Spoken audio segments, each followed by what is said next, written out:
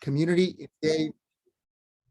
Yes, this is the panel, Community Engaged Research Investigating Violence, Nonviolence, and Social Equity. And of course, we're part of the track promoting public service, civic leadership, and cross-sector partnerships. My name is Jonathan Greenberg. I'm the director of the USF Institute for Nonviolence and Social Justice at the University of San Francisco. And I'm honored to be the moderator for today's panel.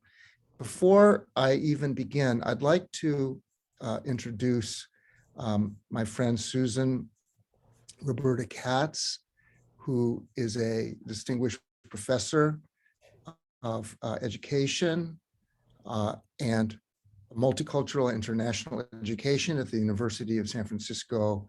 And I asked Susan if she would say a few words for our land acknowledgement.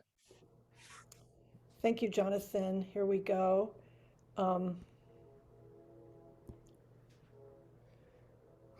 Sorry, just like, everybody can see that okay? Mm-hmm. Okay. So we at USF do this work in what many call San Francisco, which is stolen, occupied, unceded Ramaytush Ohlone lands. We acknowledge the Ohlone people who have been living on and working this land for centuries. We recognize that Ohlone people, along with other Native communities, are alive and thriving today. Our solidarity must extend beyond an acknowledgement and toward action. Let us take a moment of silence to reflect on all the above, as well as to honor your own ancestors and elders. So we'll take maybe 10 seconds to reflect on this in a moment of silence.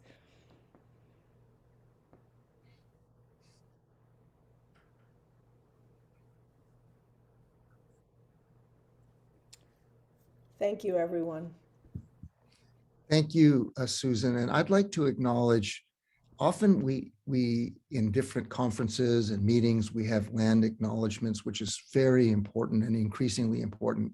For me, the most important thing is to match the words with real deep commitment. And Professor Katz has been doing that for her whole career as a scholar. So I want to thank you for bringing that element into our conversation. So I'm going to briefly, before I introduce our speakers, I want to briefly share a little bit about this very unusual project that we're all engaged in. It's called the USF Interfaith Nonviolence Initiative. And it's a interdisciplinary, interfaith, mission-driven, and inclusive initiative at the University of San Francisco for 2 years, with participation of faculty, researchers, and students across disciplines, schools, departments, and programs. And each of the research projects, we have 7 research projects with 10 faculty. Each of these projects is a 2-year engagement in collaboration of USF faculty and students from across the university in collaborative research and learning partnerships with community-based organizations, sometimes religious leaders, but always grassroots organizations serving the needs of marginalized communities, and especially communities that have experienced violence and trauma at multiple levels. And each of these research projects is an investigation of the dynamics of the violence, the impact of the trauma, and efforts to heal within the community. This is a partnership with my Institute for Nonviolence and Social Justice and a center at University of San Francisco called the Lane Center for Catholic Social Thought in the Ignatian tradition. So we're a Jesuit university. This initiative began because there's a larger ongoing initiative called the Catholic Nonviolence Initiative that we were invited to participate in. Father Paul Fitzgerald, our president, was encouraging about our participation, but he wanted to make it an interfaith process rather than simply about changing the Catholic Church. And he wanted to include everyone in our community, and only a minority, a small part of our community are actually Catholic. So we have people from all faiths and agnostic and people from different traditions. And Father Fitzgerald wanted to make sure we included everyone, that we partnered with community-based grassroots organizations, and that we really bridged the relationship between the academy and the community. So with that foundation, we had a call for papers, and we were really blessed to have a number of fantastic proposals. And I'm going to introduce some of the USF faculty who are engaged in this process, who will share a little bit about their research project. Professor Amy Argenal is a professor of international and multicultural education at the University of San Francisco, who has for years been the director of our master's program in global migration. And she's investigating the sanctuary movement in the San Francisco Bay Area. Professor Belinda Hernandez-Arriaga from the USF School of Education, and Professor David Martínez from the USF School of Nursing and the Health Professions are combining with another colleague, a professor from our school, to study the experience of community service providers working within marginalized Latinx communities under systems of oppression, hostility, and violence. And then Professor Katz, I just introduced, she's going to talk about her project, which is a partnership with the Misak people, indigenous group in Colombia, and Navajo Nation in the United States, and dialogue between those indigenous peoples. So I'm thrilled to be part of this conversation, and I'll start by asking Amy to begin, and then we'll go with a joint presentation from Belinda and David, and then we'll conclude with David and open it up for questions and discussion. Thank you all.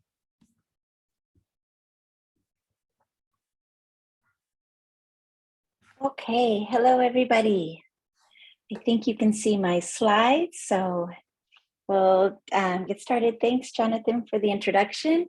So I wanted to start first with how kind of the backdrop of pulling from the sanctuary legacy in the Bay Area around immigrant rights organizing, but also the role of abolitionists. And so I kind of just want to name that framework.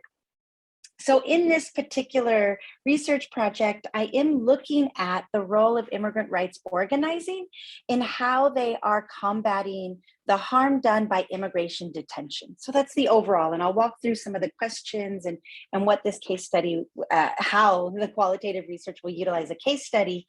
But I first just wanted to name one, the legacy of sanctuary movement. So really pulling from the power of Bay Area organizing, a number of immigrant rights organizing that have built the sanctuary structures that we are in today, right? So the protections that sanctuary offers.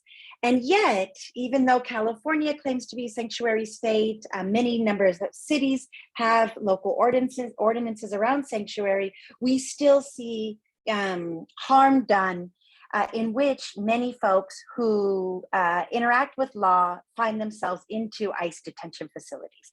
Many of our community members who, have served some time will find themselves in direct transfers from state penitentiaries into ICE immigration detention. And so looking at the harms that has done to our community and some of the advocacy around that. So one organization, it's the Interfaith Movement for Human Integrity, has been a long proponent of sanctuary, has worked with local faith communities around the Bay in creating sanctuary spaces in which folks may have to utilize those spaces, but also working on policy.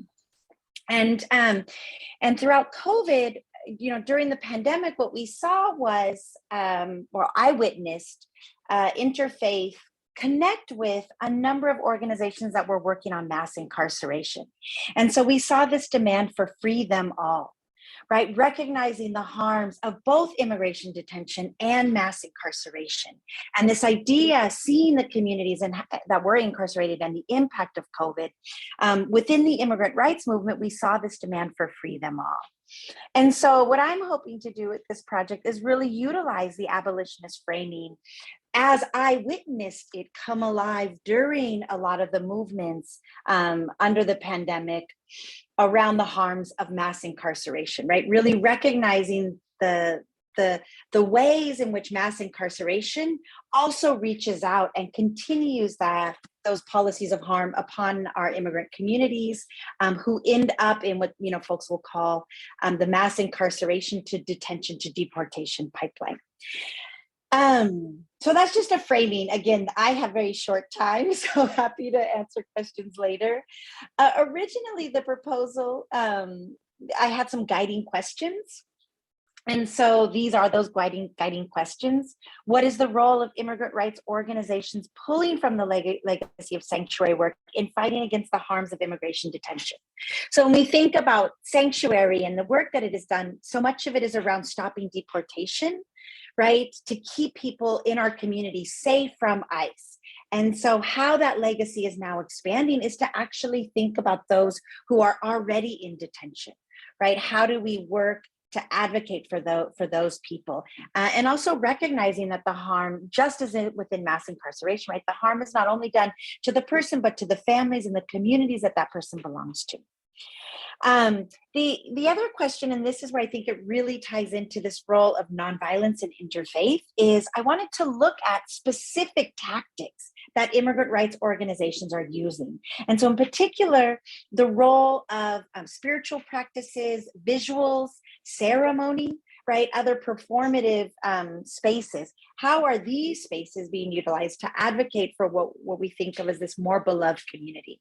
And so I'll talk about the idea of pilgrimage in a minute. And then finally, how do these visuals pull from nonviolent practices?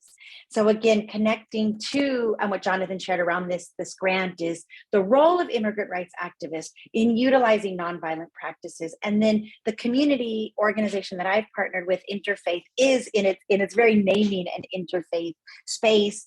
On our pilgrimage, we talked about having folks of multiple faith traditions, but also folks who have spiritual practices that may not be aligned with faith communities. And so how do we even come together as a group of advocates, folks in solidarity, to do this work? And so these were some of the guiding questions. The methodology is a case study. It's looking at the role of Interfaith Movement for Human Integrity, which is the particular organization in which I'm partnering with, on kind of a large scale, but in depth. It is this qualitative case study of a pilgrimage for a better future. So this pilgrimage actually already took place. I just came back last Wednesday. And the pilgrimage contained 35 folks. Many, the majority, I would say actually more than half, were folks who had been directly impacted by immigration detention. So from some folks who were formerly inside a number of these detention centers, and then others who their family members were. And so I was able to participate directly along with two graduate students. We were able to join the bus. And so it is this participatory collaborative project, right? So I was very much part of the community, walking in solidarity with folks who have experienced immigration detention, and then, observing, collecting data, connecting with folks. And then upon return, we're hoping to engage in a number of dialogues with people who are on the bus to really dig into their experiences. And then the questions that we're looking at, both the interview questions and also the questions, have been co-designed between myself and the organization. So this really collaborative project in which we were able to participate, but also working with the organization to see about how this research project can also meet their needs. So, being very mindful of my role as an academic to come into a space and not trying to take or extract narratives from community, but actually what is the way in which we can come together to utilize a research project that can both benefit kind of a learning, but also the organization and the activism that they're engaged in. So, I have you write the community engaged piece. So one of the things that myself and the two graduate students offered was we would help design the evaluation of the trip and then conduct post-trip interviews with a number of members who volunteered to participate. So the evaluations we just finished drafting up, and then they're going to be sent out, and then there's a question in the evaluation if folks are willing to engage in an additional interview. And so that will be one of the ways in which the interview will help this data collection process, but also support the needs of the organization in their own evaluation of the impact of the pilgrimage. And then we had some additional questions, right? So while we were part of the pilgrimage, the organization asked us to pay close attention to what the local communities were asking for. I'm going to just skip back to this slide really quickly. You can see that we visited 7 different private detention facilities. Well, actually 2 that were not private, but then the rest and SoCal were. And we were hosted by local communities, and in those local communities, there were demands. And so the organization Interfaith asked, could you help us document and pay close attention to what are the local communities asking for? And then the second question that the organization was really hoping we could help pay close attention to was, what are the participants on the pilgrimage committed to doing upon return? And so this was really exciting. We had a lot of reflection on the bus. And so being able to participate in that way allowed us to both experience, share, commit ourselves to a task upon return, and then also hearing and engaging with other folks.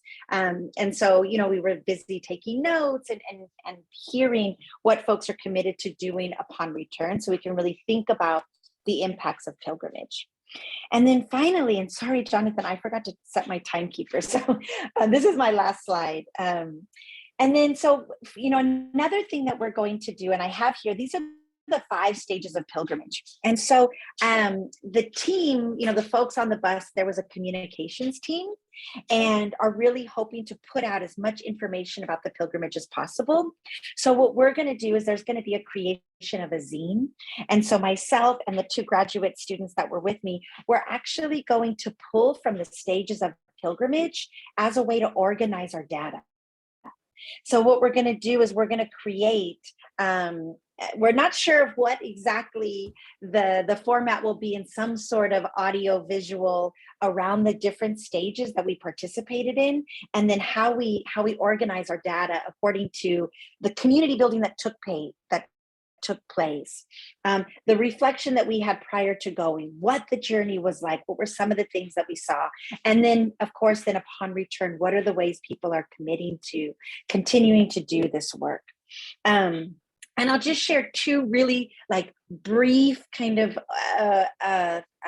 observations, again, without a lot of time of processing, but just some things that I found really powerful. One was in all of the demands, most communities, when we talk about this beloved community, they recognize the harm of immigration detention, but also have very clear demands for what they would like in place. Community healthcare centers, dedication to more educational facilities. In the Imperial Valley, there was no access to higher education. Access to, you know, fruits and vegetables. Many of these detention facilities are located in farm working communities, and they have very little access to what they grow. And so what we saw was this really clear demand for what could be in place of immigration detention. And the second thing that I wanted to just share was the role of folks who have been incarcerated and have experienced immigration detention in playing leadership. In really leading our group, and the ability for faith communities to work and follow their leadership in changing the narrative around mass incarceration. So I'm happy to take questions later, and thank you all. Thank you so much, Amy. Thank you very much. We will have time for questions at the end of our session together.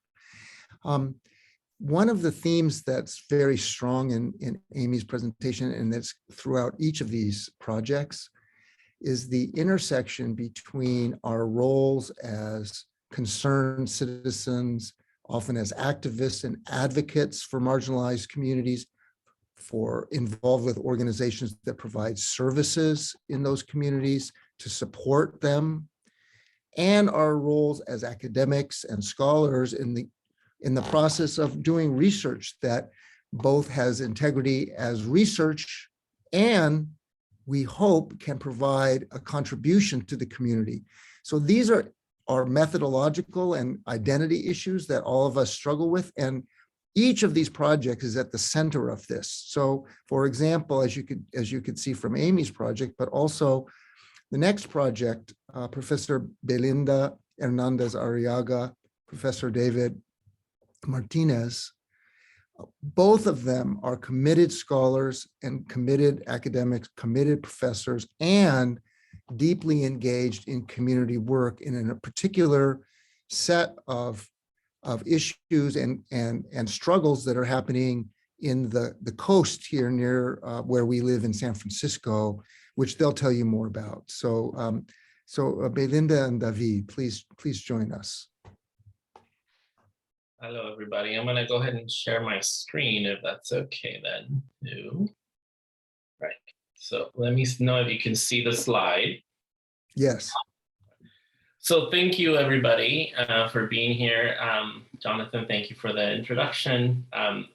Amy, thank you for that wonderful presentation, and so excited about the project. And one of the things that Comadre Belinda and I, and Comadre Yanira, who's another collaborator on this project, kind of we're talking about is how exciting it is to be able to do this work and coming to present and talking about it. So, and having the support from the university and the institute to help us to help with this project. And one of the things that we wanted to focus on, was particularly around working with, one of the, in the literature, there's a lot of literature supporting community lay workers. I don't know, or promotores or promotoras. I don't know if that's something people have heard about, but it's actually members of the community serving their own community. And there's a lot of research that has been done in the health behavior arena. So we also wanted to understand more of these experiences, the experiences of these folks in the systems of oppression and hostility and violence, which is why we wanted to, what we're going to focus on. But just to give you a little bit of background, the Latino population or Latinx population in the United States makes up about 18.7% of the US population in general. In California, the Latinx population accounts for more than a quarter of the nation's Hispanic population, and it's the largest racial and ethnic group. So we're a very, very large population here. But despite this growing population, we still have issues around just having access to physical mental health care that is culturally responsive. And we are, the Latinx population is at increased risk for physical and mental health problems. There's many, many factors that contribute to that, but a lot of them have to do with restrictive and divisive immigration laws and policies, anti-immigration policies, particularly targeting Latinx populations. One of the biggest, most recent examples is the Remain in Mexico program, where a lot of asylum seekers have been at the border now for years. Then there's been periodic times when they're able to come in and actually seek asylum, but that's one of the things that has contributed a lot to the risk for mental health and physical health. Also, historical trauma and systemic racism and political discrimination. All of these, contribute to just increased rates of depression, anxiety, decreased family ties, which we know family ties is an extremely important value of Latino populations, and also PTSD, discrimination, social exclusion. One of the things too that we've seen here is, despite of this, there's a lot of resilience in this population, and how does that happen? We see it. Oops, pardon me. I didn't mean to do that. This is where we are.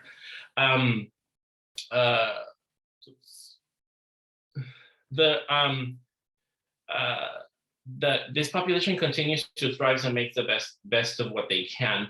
A big part of it is turning to culture and faith as a way to build community. Also nonviolent activism, so just organizing with the community to also support one another, but also carry traditions and customs that are very important for that community. And one of the things that is happening in our backyard and here in Half Moon Bay through ALAS, Ayudando Latinos a Soñar, which Comadre Belinda will talk about a little bit more, is it's an organization that is doing exactly that. And we actually want to understand how that's impacting the community, but also how is that impacting the community service providers, what we talked about. So also in the literature, what we say, in order to decrease inequities, the social issues that impact mental health and physical health, is getting more people of color into those spaces of power, medical, mental health providers, professors, and things like that. So there's some research that's suggesting that, but what about people that are members of the community that are serving the community? What about them? Does that also help? And does that also make a difference? So we want to understand the experiences of what we are calling community service providers. And we are defining them as outreach workers, cultural arts teachers, or frontline workers that are providing culturally responsive services and programming to their own community. One of the things that's very clear, and from some of the research that has been done, and how can we help minimize or decrease systemic barriers and also help change the system and how to change systems, is mutual aid to provide ongoing sustainable collaborations, also help build social ties to neighborhoods and community. And that's something that is being done, like I mentioned, at the ALAS organization, which we'll talk about in a minute. And I'm going really fast, so I apologize about that. I'll take questions. We'll have time for questions. But what exactly do we want to do? We are using, similarly to Amy, community-based participatory research framework or community engaged research, and this is exactly, that basically guides our work. In we want to come and understand the experiences, but we don't want to just be this powerful academic institution that comes and takes from the community, publishes it in a journal, and then only academics read it, right?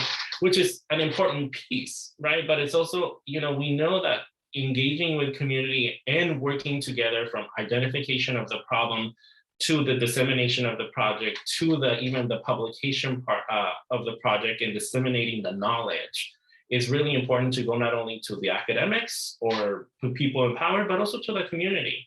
So this is, why Comadre Belinda, as the leader of ALAS, has been an integral part of this development of this project, to help us kind of understand what is it that the community needs to understand or wants to understand, or what would be helpful. We're also using the indigenous stress coping model as a guiding principle. So this is basically helping us conceptualize the impact of culturally related stressors, so like discrimination, traumatic life, etc., and also cultural buffers. So what are some of the things that help minimize the impact of these traumatic stressors? So like enculturation, traditional health practices, faith, religion, whatever it is, from the perspective of the community service providers. Again, we wanted to not only focus on what are the issues and what are the impacts, but what are also some of the things that are protective, that are helpful, that are strengths of the community. So this framework helps us kind of look at it from multiple angles, not just the deficit angle, which is also how we tend to kind of do research in mental health and physical health. So in terms of particular questions that we want to ask are, what are the experiences of, community service providers serving marginalized communities within historically and structurally violent systems? We also want to understand what are the ways in which community service providers assisting their community deal with racial trauma and structural violence. How is nonviolence resistance, the use of ancestral knowledge or faith or collective traditional practices and activism, supported by the community service providers? And also, how are these supported by the organizations in which they're a part of?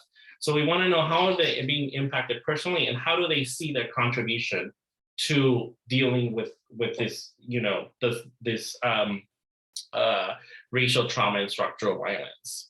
And particularly, we're going to conduct interviews. We're going to do focus groups, with the community service providers that are working at ALAS, and we're going to look at the things and see what emerges. But one of the things that we want to understand, again, from their perspective, from community members serving their community, how do you see your role? How are you doing it? And do you know that you're doing it, that you're not? And if you're doing it, how is that? And how is it impacting you? So particularly, we're doing it at ALAS, and Comadre Belinda is going to be able to tell you more about ALAS and the community partner that is actually that we're working with. So Comadre Belinda. Thank you so much, compadre. That was really beautiful. And to all of you that are here today, thank you for being here, for hearing about our work, and just the energy that we have to try to capture the rich advocacy on the ground, in-depth, committed, soulful teamwork that's happening from ALAS, and to really try to engage a deeper understanding of how this cultural wealth resonates. So a little bit about ALAS. And this morning I actually had the pleasure of, I've been working with a mentor, and we've been talking about different things. And he, in his own words, said, I feel like ALAS helps to restore the soul, helps to fill the soul in what that you're sharing. And I think that's the story, is that ALAS was a very, our coast side where we live was a very marginalized community for Latinos in particular. And ALAS rose up from the grassroots of community leaders, community engaged youth, mothers, fathers, construction workers, farm workers, advocate, teachers, everybody to come together and say, we want to be seen, we want to be heard. And we started it through the arts. So the arts became the portal for us to really build trust, to establish like a safety haven in a community that had often felt constantly attacked in many different ways, whether racially, through discrimination, inequity, policies that, did not recognize them, literally ICE, police. So going with the arts, it really helped to open a portal that said, we're going to come in through here. It's safe, it's joyful, it's community building, and it's trust, and that's how ALAS started. And this picture right here is so beautiful because you can't really tell everything that's happening, but if you see in front, you see the folklorico dancers, which is kind of how ALAS started. And the very last program that we started during the COVID crisis was our food pantry. And if you look way behind to the very back of that long driveway is actually this daily kind of food pantry that we put out every day, but we do weekly food, big food pantries that feed over 1,000 people, like 250 folks come through, and it's like generated like about 5 per family. So if you see that, and then in the middle there is Veronica with the green sweatshirt, and she was a founding board member. And so that story tells kind of like the way that people enter through ALAS has generally been through the arts or through community performance or community action, community engagement. But this other picture that says tu lucha es mi lucha, which is your struggle is my struggle, really captures the spirit of our staff at ALAS, really captures the spirit of the frontline workers, that everybody sees their work not as a resource that just hands out and people come in the door and leave, but rather like that we are all in this together in whatever process and entry point they come through, whether it's through mental health, whether it's through our farm worker program, whether it's through the arts, whether it's through our senior program, whether through our education program. There's all kinds of different portals, but we do see this as definitely a key point of advocacy, and we believe strongly in that. And so that's what our research hopes to capture. Somebody said it, Jonathan, in our meeting the other day, which I love the word, like we're gonna try to capture the magic of ALAS, the magic of the community that runs this place, the magic of the staff, in that their soul, like what is it that what is their own stories, their own testimonial, their own narratives that drive them to do this work? What is their own positionality of violence that they have suffered that then also positions them to have a different lens, to fight in a different way, to advocate in a different way, to serve maybe in a way that pushes boundaries, but also like elevates the community and the voices. And so with that, we're really happy to share, a little bit more about ALAS. You can find us on the web, and I'll put it on our website so you can check it out. And I'll stop there so we have enough time for follow-up and questions. Thank you so much, Belinda and David. I'm struck by the powerful commitment that each of our faculty members have to service, both to the communities in which they're engaged in research, but also the contribution that we as academics might be able to make to other communities, to other service providers, and to others in our field to expand the way we understand the dynamics of all of this important work. So I'd like to introduce Professor Susan Roberta Katz, who we introduced before. And Susan is bridging to one further dimension, which is the global, the international, with a community she's worked with for many years in Colombia, but also thinking about the dialogue and interface between indigenous peoples in North America, in the United States, and in Colombia, and how that dialogue could be impactful. So I'm going to ask Susan to share a little bit. Thank you so much, Jonathan. Here we go. Please let me know if you can see this okay. I always have to check on that. Great. So it's a great honor to be here today, and particularly to be part of this panel. And I also want to add that I'm just beaming with pride because both Amy and Belinda were students quite a while ago in my human rights education class. So I'm particularly honored to be part of this panel and love being part of this incredible work. So my presentation, which is the title of the research project, is now, of course, whoop, how did that happen?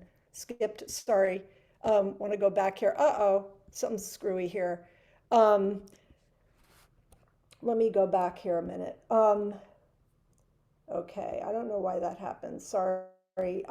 So my project is called The Eagle and the Condor, Decolonizing Education in Comparative Indigenous Communities, with a particular focus on the Misak Nation in Colombia and the Navajo Nation in the United States. So this is a double image reflecting the Misak community. The top is the rainbow, which is very symbolic to their culture, and the bottom are people, which the traditional dress is very meaningful. So I wanted to give you a visual image of the Misak.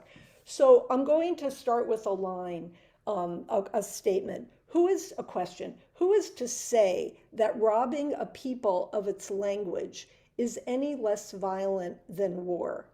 Those are the words of Santa Cruz artist Ray Gwynn Smith, who was cited in Gloria Anzaldua's classic Borderlands, La Frontera. And that question has really framed all the research I've done from the very beginning, like almost 30 years ago, through the present day. And the research question that I've explored in many different contexts, from immigrant youth in middle school, through Roma youth in Eastern Europe, through indigenous people in Latin America, have been this question: what kind of violence and trauma do people experience when they are robbed of their ancestral language and culture from a history of colonization and or exploitation? And so more recently, I've been examining a secondary question, which is the focus of my project with the Interfaith Initiative, which is how can a process of decolonizing education, in which an indigenous community reclaims its ancestral language and culture, become an effective and life-affirming response to historical trauma and violence? And since 2017, I've been exploring this question in collaboration with the Misak, as Jonathan mentioned, in Colombia. And the Misak are notable because in 1980, they achieved a dramatic victory after very intense collective struggle, they recovered a large part of their ancestral land, which they had lost from centuries of Spanish colonization. And this accomplishment is particularly striking because it occurred in the midst of a decades-long, very violent civil war in Colombia, which placed indigenous communities at the crossroads of perpetual risk and violence. And even though the civil war may be over, that violence is continuing up until this moment. So the Misak leaders, when they reclaimed their land, they developed their own autonomous plan of government, which put education front and central to their project. And they used the motto, this is a mural in the wall of the secondary school, to recover the land in order to recover everything. And for them, everything is not just natural resources like the land and the lakes and the fish and all that comes with it, but it's also their cultural practices, aspects of their cultural identity that had been forcibly disappeared under colonization. So that includes their language, which is called Nami-Wam, their traditions, their way of learning, their spiritual practices, and how to transmit that to present and future generations. So that was really has been their priority. And along with that, they've created a system of education, which is definitely in a model of decolonizing education from preschool through the university. That is truly their own. They use the term propio, their own. And this is unaffiliated with neither the state nor the church. And it's based upon their ancestral language and cultural practices. And in this way, the Misak are an inspiration for all people struggling for sovereignty around the world. And for me, this is why I want to develop a way to have the Misak in communication with indigenous communities in the North and hopefully beyond that, so that that inspiration can be shared, that inspirational model. This is a picture I think it's important to share visuals because people are not familiar with this. This is a picture of the Misak University, which is one of very few indigenous universities in the world.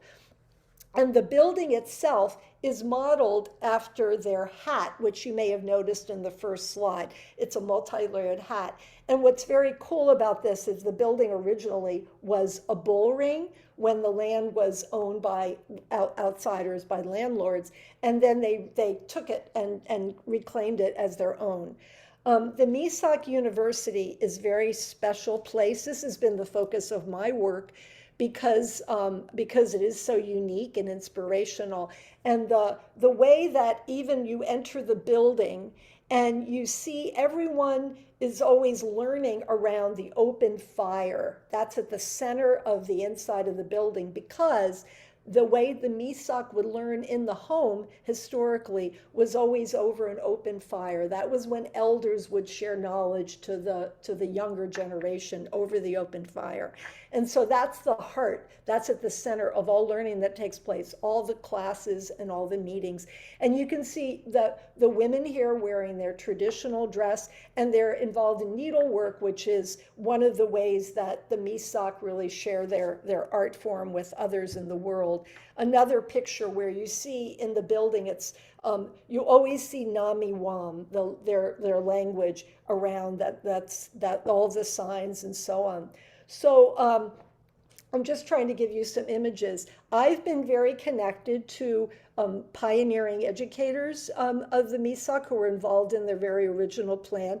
This is Rosa Tombe, and also her husband Gerardo Tunabala have been some of the pioneers of this plan.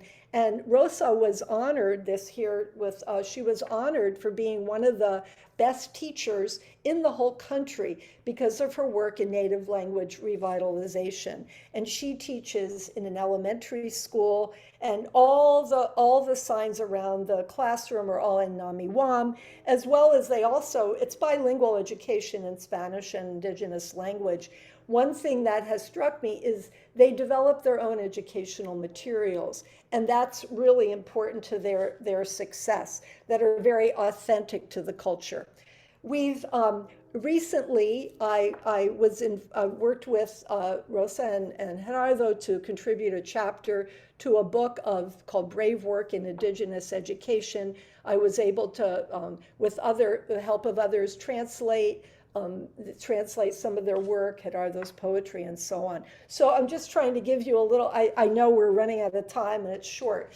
In 2019, Gerardo was invited to speak at the Navajo Education Conference in Window Rock. And Gerardo can see the pictures where he's wearing the native dress. And when he spoke at this conference, the Navajo teachers were really impressed, inspired, and wanted to know more about their model because they were struggling to be able to decolonize their own forms of education and have found a lot of resistance. And so we were planning a trip of a group of Navajo teachers to Misak territory in summer 2020, and we all know what happened that made that impossible.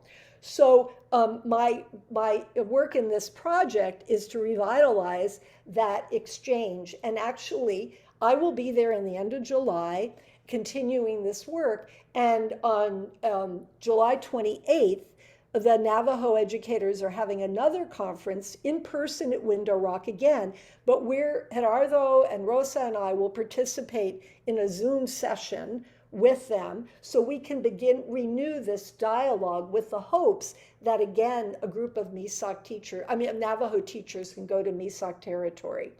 In addition, I'm connecting with local Ohlone, this is two men who are involved in Cafe Ohlone, which is an effort to educate the community about Ohlone culture, keeping the Ohlone culture very much alive, as was stated in the land acknowledgement, through food and educating around food.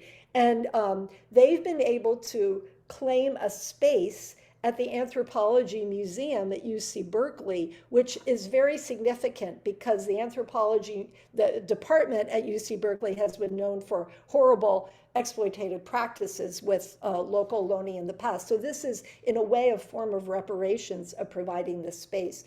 So we are hoping also to begin with an online dialogue between representatives from local Ohlone community and the Misak, in the hopes of also establishing a pathway for actual visits back and forth. So in this role, I'm playing a bridge role. When I first met Gerardo, he said, please, Susan, connect me to Native Americans of the North. So this is super important to the Misak, super important to people here, and we'll see what happens. This is what I'm going to explore in this project. So I made that really brief because I know we want time for questions and answers. So thank you very much. Thank you, Susan. It's a really amazing project. And I'm also very moved in the way you've been such an important teacher for our colleagues on our panel. So that's wonderful. Susan, we have a quick question before we open it up. One of our guests is interested to know where the Misak University is located. Thank you so much. I had slide on that and I just took it out to be brief. So the Misak are in an area called Guambia, which is in Cauca, which is a district in the southwest of Colombia. So the closest city is Silvia. And what's really cool is that Gerardo's sister, Mercedes, was elected 2 years ago as the mayor of Silvia, which is the closest town, and that's the first time an Indigenous woman has ever been mayor of that town. So if you're interested in the region, it's Cauca. Mm-hmm. I want to invite Fernanda Perdomo Archiegas. If you want to follow up, if you have any questions about that, please jump in. You're muted. I just wrote my email in case you'd like to communicate with me separately. Yeah, you're still muted somehow. I don't know if it's muted at the bottom there. Fernanda is muted, or? Yeah, Fernando is muted. Yeah. Don't know why. I'm sorry, but we can't hear you, Fernanda. Can you hear me now? Now we can. Yes, good. I was just looking which system was working. Thank you so much. Thank you so much for this presentation. I truly enjoy it. My name is Fernanda Perdomar-Ciniegas. I am interim director of Chicanx Latinx Equity at San Jose State University, and I am also Colombian. So this is a special, very close and very close to my heart. And the reason I was asking about the location was because, as Professor Katz was speaking, this is a region that has endured a lot of violence and a lot of conflict. So I was wondering, in your visit that you are planning to do in July, as you know, we are in the middle of elections. I'm also a community organizer, and I'm also, you know, a political reference for my political party. I know that the situation right now is very difficult for the indigenous population, as well for the young adults that are actually asking for a, you know, a more equal and equitable government. So is that kind of like planning to your trip? How are you taking care of those, I guess, security concerns? Yeah, we'll see what happens. But 4 years ago, I was an election observer in Cali. And I'm very, very connected to I'm very aware, connected, vigilant about what's happening. So I'd say, let's see what happens, you know, with in June 19th, right? But I had a whole slide about the recently in March, there was a visit of the UN's Special Rapporteur who condemned particularly the violence in indigenous communities. So yes, that's why the violence didn't end with the peace accord, sadly. Yeah, I'd love to be in touch with you. I put my email here, so let's communicate. I would love to be in touch with you.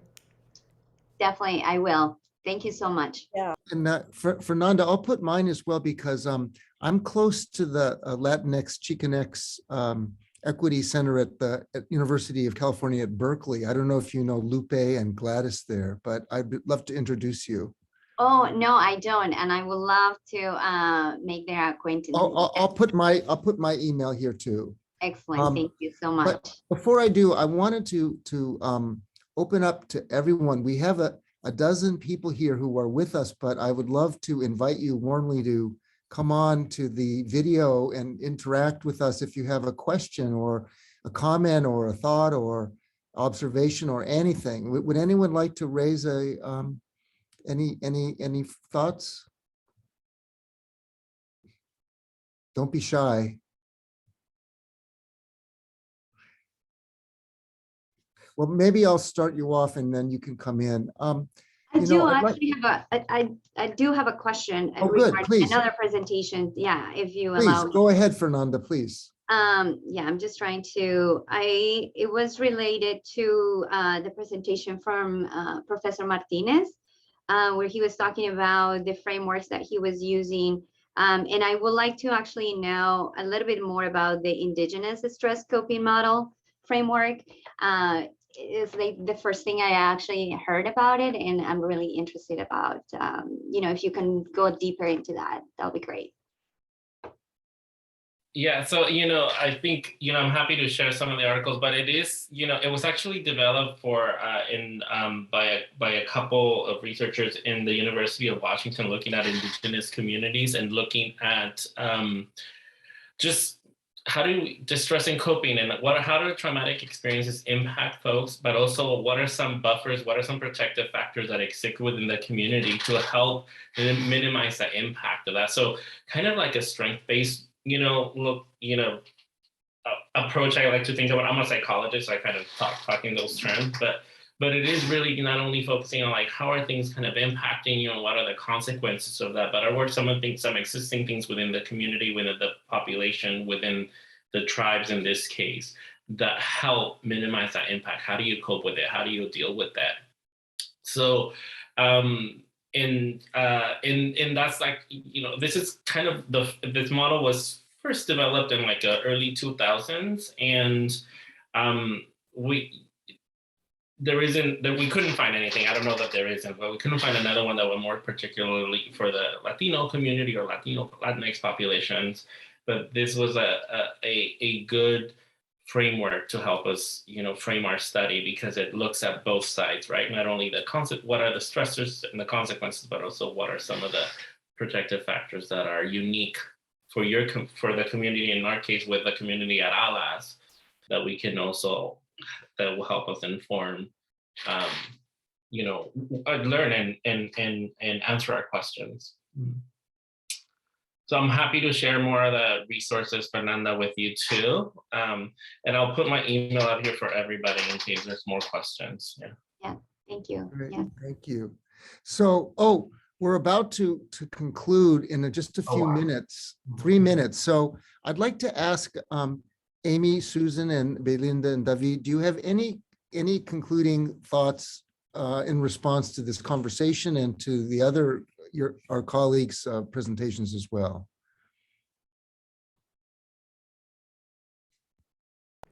I just want to say thanks for your work, Jonathan, to bring us all Thank you. together and to lead this forward, and that we just at this time really need to continue to stay committed to standing against violence and standing up for social justice and uniting as one community in whatever space we're at.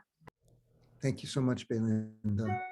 And if I may add, sorry, Susan, That's just okay. one thing is, a lot of the times, you know, with this type of work and community-based work and the type of work that we're all doing, it also doesn't necessarily always fit with an academic structure because of what it takes. So it's really nice to have initiatives like the one that is helping support our projects to help us do that, because within the academic structures, they're very kind of concrete, somewhat rigid trajectory they have to follow to be successful personally, and the service part of it is sometimes not well supported in that traditional academic structure. So I am very, very grateful and thankful to be among this group of colleagues and in an institution that, in having some support to do this.